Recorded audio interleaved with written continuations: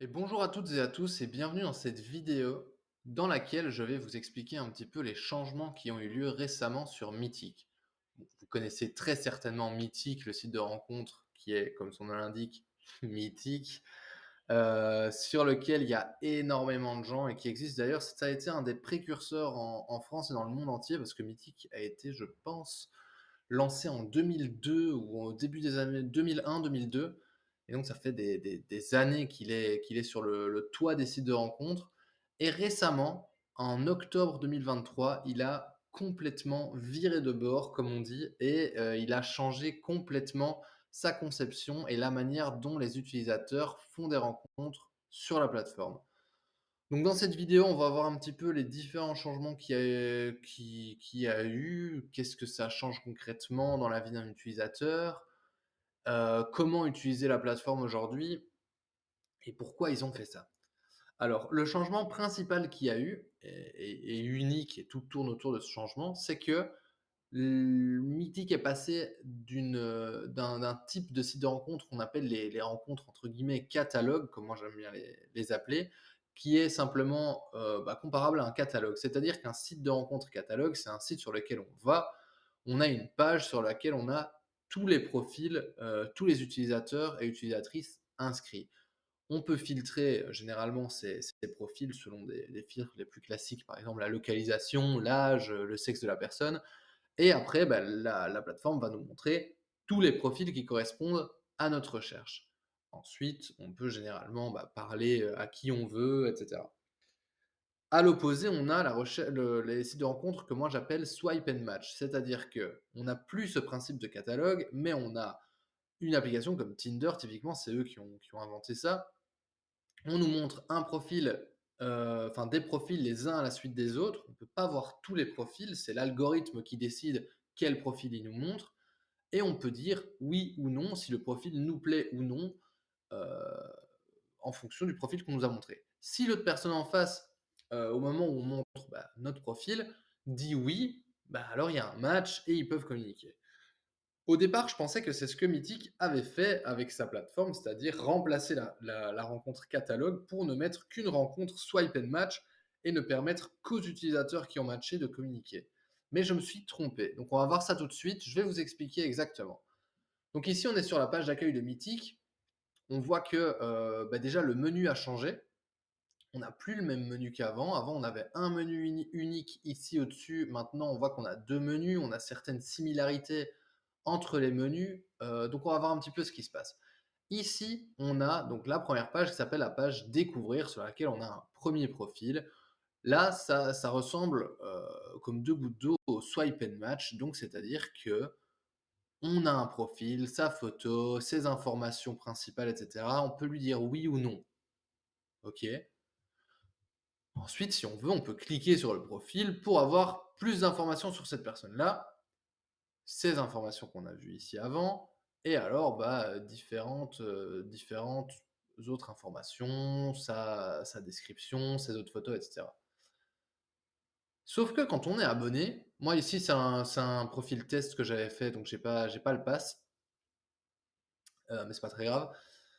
Mais donc, on n'est pas limité forcément au nombre de matchs parce qu'on peut voir ici que, on peut envoyer un message tout simplement, en fait, aux personnes qu'on veut. OK? Donc ça veut dire que la seule différence, c'est qu'on nous montre un profil l'un à la suite de l'autre et qu'on doit choisir, avec parcimonie de préférence, à qui on veut parler.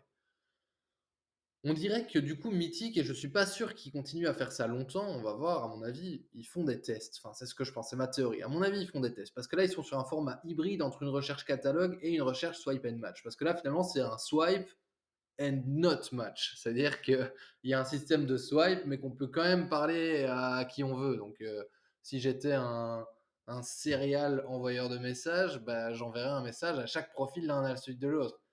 Et dans ce cas-là, ça change pas grand-chose par rapport à la rencontre catalogue, si ce n'est qu'on nous montre les profils l'un à la suite de l'autre et qu'on peut pas vraiment, choisir qui on voit. On a ici un deuxième onglet qui s'appelle recherche, donc là, on choisit des filtres, alors ils vont essayer de nous montrer notre match idéal. Une sélection de profils, qui est comparable au coup de cœur sur Tinder ou ce genre de choses. Le principe, c'est que normalement, ils présentent des profils qui ont un taux de compatibilité élevé avec le nôtre. On voit ici donc 5 profils tous les jours. Donc, en fin de journée, ils remettent des nouveaux profils. Bon voilà, à voir l'intérêt et alors, les profils en ligne, si là on aimerait bien, bah, essayer de parler avec des gens, directement au moment où on est sur l'appli. Donc c'est un peu spécial comme changement, j'ai un petit peu du mal à comprendre vers quoi ils vont, mais bon voilà. Alors ici on a les likes que je ne peux pas voir, donc les likes reçus et mes likes. OK, ça c'est les likes que moi j'ai envoyés et ici les visites du profil, donc que je peux pas voir non plus parce que je n'ai pas de pass. Ici on a les invitations. Les invitations, ce sont les personnes qui nous ont écrites directement. On a ici d'ailleurs, on a vu, on a descendu un niveau dans le menu. Hop.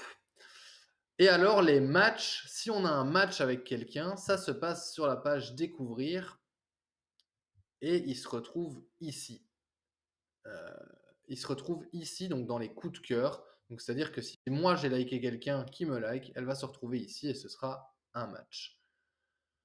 Il y a une fonctionnalité qu'on a gardée par rapport à l'ancienne version qui s'appelle la fonctionnalité rencontre, que moi j'appréciais pas mal avec Mythic. Je trouve que ça fait une de leurs particularités, c'est qu'ils proposent des événements, donc des événements dans la réalité. Bon, on dirait que par chez moi, il y en a pas. Après, je suis sur Mythique FR et j'habite pas en France, donc ça doit être pour ça. Mais, on a des événements type, speed dating, type, cours de cuisine, des trucs un peu clichés, mais j'aime bien ce pont que Mythique fait entre nous et le ciel et que nous franchissons à chaque fois qu'elle ne veut pas dormir. Pour ceux qui ont la ref. Donc j'aime bien le pont que Mythic fait entre la rencontre virtuelle et la rencontre réelle, donc je trouve ça intéressant. Surtout que Mythic, bon ça enfin, il cible toutes les tranches d'âge, mais il cible aussi, les tranches d'âge que ne ciblent pas les applis pour les jeunes, c'est-à-dire les générations, 45, 50, 55, 60, et au-delà.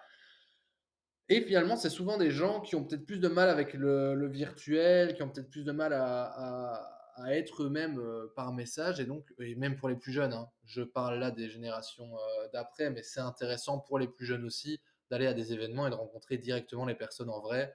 Personnellement, je trouve que c'est le top, donc je trouve ça chouette. Et alors ils font aussi des événements en ligne, donc des speed dating en ligne. Je trouve ça super intéressant. Ils font des salons, les salons, ça me fait un petit peu penser à des applis comme Lovoo, où il y a aussi des salons. Le problème, c'est que bon, il faut déjà être assez, avoir assez de confiance en soi, même si on est derrière notre ordinateur, parce que c'est des salons, par exemple, il va y avoir, 20 personnes là qui vont parler des générations 80s et 90s, les années 80.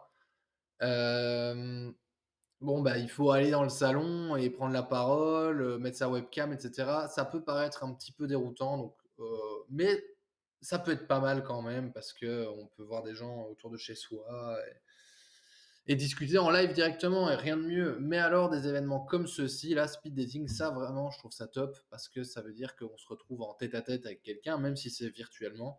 Et là, il y a une vraie interaction qui se fait et je trouve qu'il y a un vrai intérêt. Ensuite, on a ici les messages donc qui se retrouveront, si on envoie des messages, à quelqu'un. On voit ici, que je me suis donc reconnecté sur mon compte qui n'est pas actif, mais qui est créé depuis plusieurs mois et sur lequel j'ai jamais pris de passe.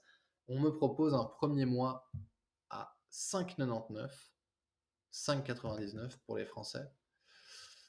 Donc le pass essentiel à 5,99 pendant un mois. Intéressant. Alors, donc on retourne sur l'accueil. Donc on avait vu les différentes parties du menu ici. Ensuite ici, on peut, cibler c'est un contact filter comme ils appellent ça, ils pourraient le dire en français, hein, filtre de contact. Donc on filtre un petit peu selon qui on veut voir, quel type, et cetera. Et alors on a ici la trinité des fonctionnalités en plus de l'abonnement, qui sont donc le boost. Le boost, c'est quoi? C'est simplement notre profil qui apparaît en premier du côté des gens desquels on est intéressé. Le mode incognito que j'ai toujours trouvé un petit peu inutile et un petit peu, je sais pas, je suis pas fan de ce mode-là. Bon, on est incognito pendant 24 heures, les gens voient pas qu'on voit leur profil et cetera. Je vois pas trop quelqu'un qui a de bonnes intentions et qui veut rencontrer quelqu'un, je vois pas à quoi ça lui sert, mais bref. Et les love notes, qui sont, bah, simplement des messages qu'on peut envoyer et qui seront priorisés dans la boîte de réception de la personne. Donc pour un homme qui veut envoyer un message à une femme, on suppose que les femmes ont on ne suppose pas, c'est la réalité, beaucoup de messages, surtout sur une appli comme Mythic où, bah, on l'a vu, on peut envoyer des messages à qui on veut.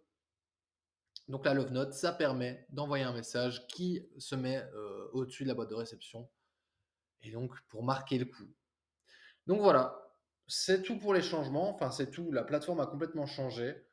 Je trouve ça un petit peu j'ai du mal à avoir un avis. Il faudrait que je teste un petit peu sur plusieurs semaines, en tant qu'utilisateur, pas en tant que conseiller si je puis si je puis dire en site de rencontre, que je teste de manière personnelle pour voir un petit peu. J'ai un petit peu du mal à voir les bénéfices qu'eux tirent de cette mise à jour.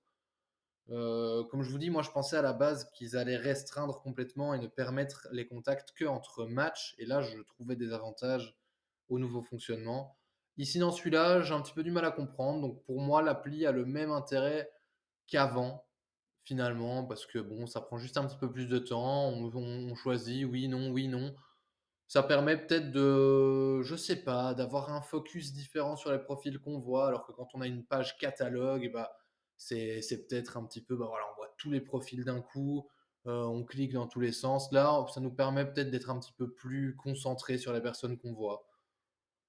Donc voilà, n'hésitez pas si vous avez des questions, des commentaires, n'hésitez pas, bah, à écrire un commentaire sous cette vidéo, à me contacter via mon site Séducteur Moderne. Si vous allez tout en bas du site, il y a mon adresse email, qui est hello@seducteurmoderne.com. N'hésitez pas à venir visiter mon site, lire les articles, voir un petit peu ce qui vous intéresse et voilà.